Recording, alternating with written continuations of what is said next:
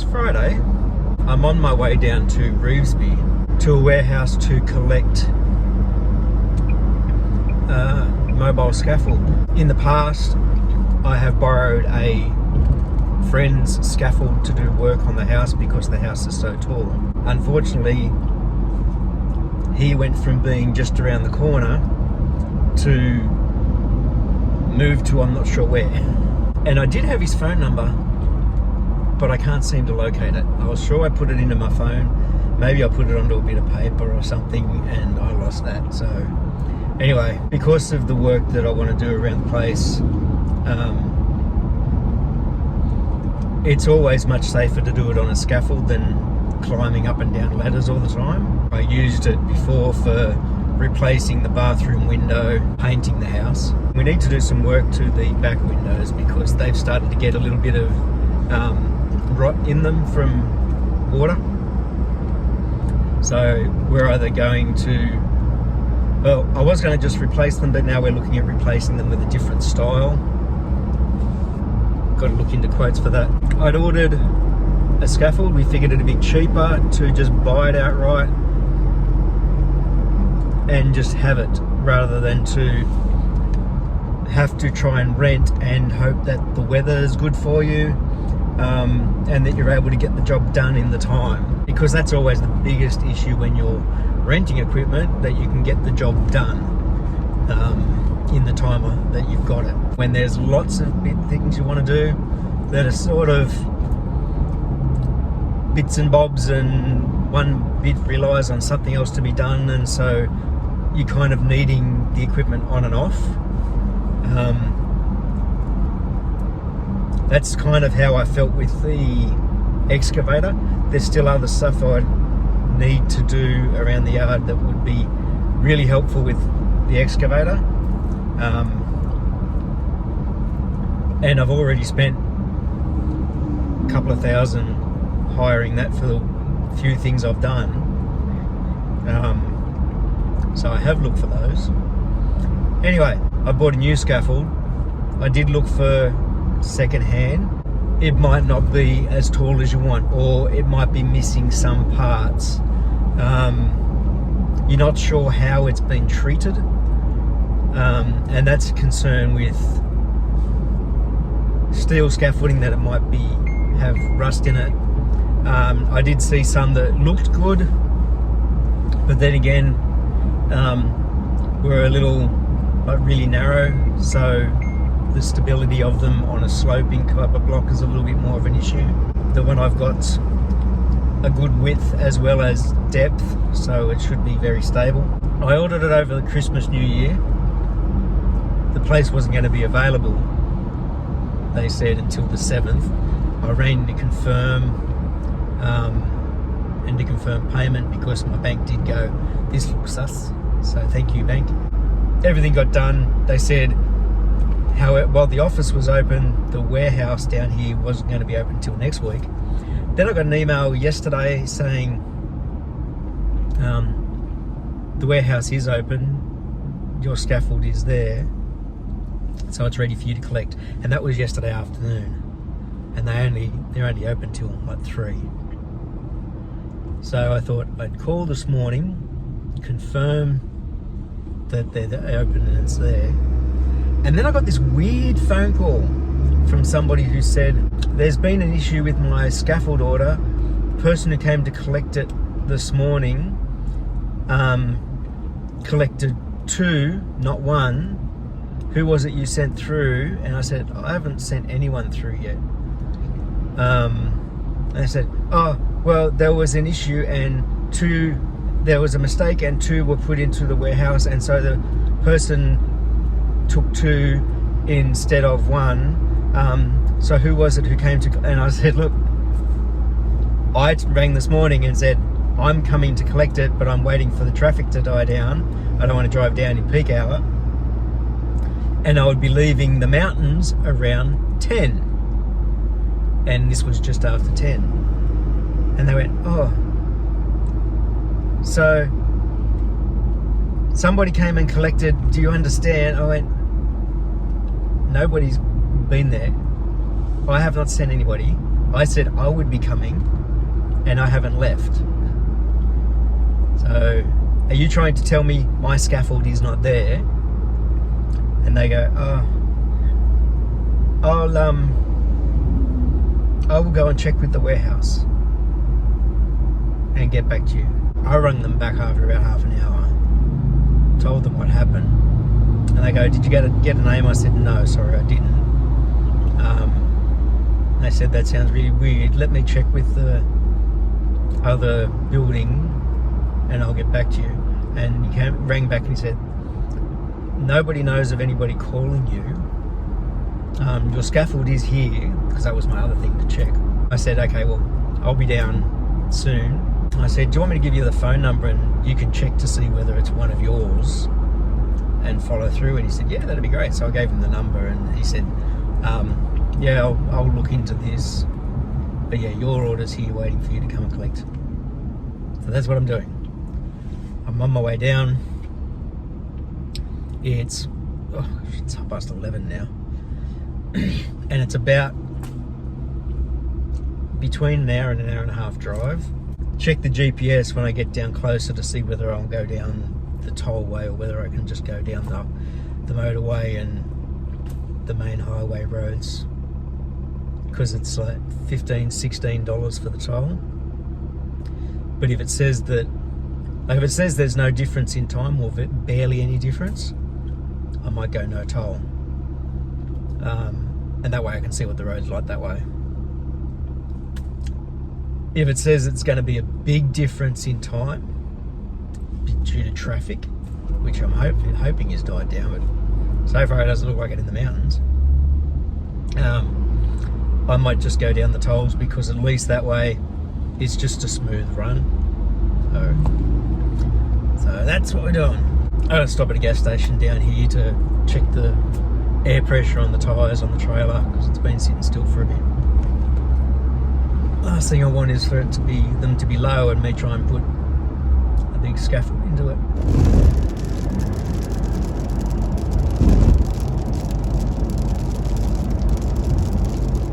All collected, it's loaded both in the back of the truck and in the trailer. The trailer has leg sections, the ladders, because it came with 2 ladders, the boards that go on, that you stand on, and there's a box of parts and some small stabilizers parts, that ladder stabilizers. They're in the trailer underneath everything else. In the back of the truck is the cage from the trailer. Of course, I had to take that off to sit the other stuff on the trailer, because it wouldn't sit in the trailer. They were too long. All of the stabilizer bars that go between the 2 sides, the straight ones, the diagonal ones, all of those, and the big ones that go down to the ground to help stabilize, they're in the back as well. It also came with kickboards, which basically go around the deck that you're standing on. 2 reasons. One, so if you sit tools down on the deck, you don't go kicking them off the scaffold accidentally. It basically gives your feet a very clear message about where the edge of the platform is, so you can't accidentally step off the edge of the platform, even if you're sort of, like, you might step back or step sideways and your legs could go, your foot could go past the edge of the platform. So it's got those. So a lot of parts, not a lot of weight because it's aluminium, apart from the kickboards and the platforms. They're the heaviest things, because the platforms are made out of marine ply, 3/4 inch, so, as well as a frame, so it's a decent bit of weight in each of those.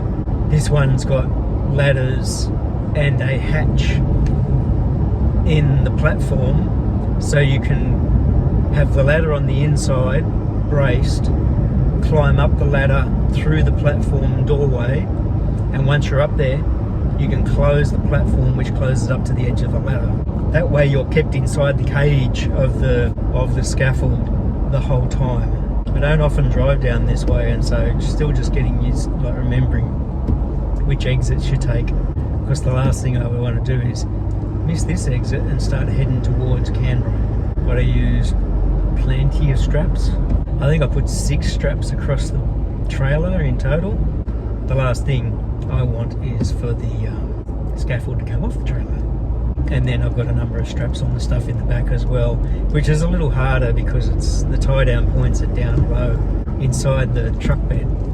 Lots of merging, so I'm just making sure that everything's all good. I don't particularly want to sit in the fast lane,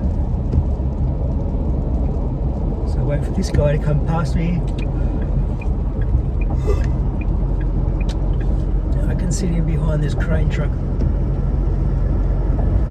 You might have just heard the beep there. This is the toll road. I decided like sitting on this is so much easier than trying to go in traffic, stop-start traffic at that.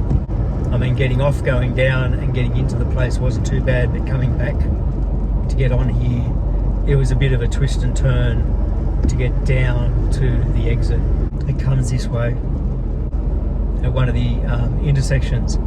I was turning left to come down to the freeway entrance, or the motorway entrance, and it said if I turned right, I wouldn't have to pay any tolls, but it would take 14 more minutes. And I went, well, 14 more minutes and a bit more of a wind and heavier traffic on narrower roads. So, paying the money it is. The amount spent on tolls and fuel is a drop in the bucket compared to what it costs for the scaffold. But I now have it. I have it for good. I have it for use at any time. If I need to set it up for one weekend and I don't get all the work finished, it can stay there until the next weekend to continue doing the work. Now it's just going to be a case of which job needs to be done first. A realization I had while I was at this warehouse to collect the scaffold. Having to take the cage off, the gate was easy, but all of the bolts on it had nylock nuts, and I didn't have any tools in this ute. I had so many in the van, but I've just never set up a toolbox for the ute. I've got a puncher kit, I've got all my tie down straps, I've got the compressor in case we need to adjust the tyres. Don't have any tools. That's something that definitely needs to be rectified. The toolbox I made in my engineering, my metals and engineering upgrade. Still need to finish that off, like put the handles on and get a latch for it. That'd be a good sized toolbox to just have in the back here or in the back of the truck with some sockets, some spanners, some screwdrivers. Just a basic set.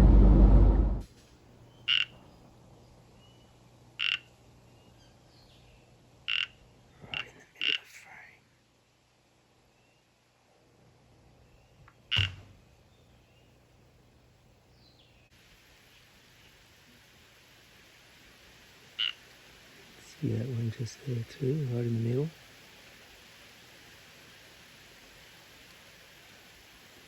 Typical, I need to take the bin up.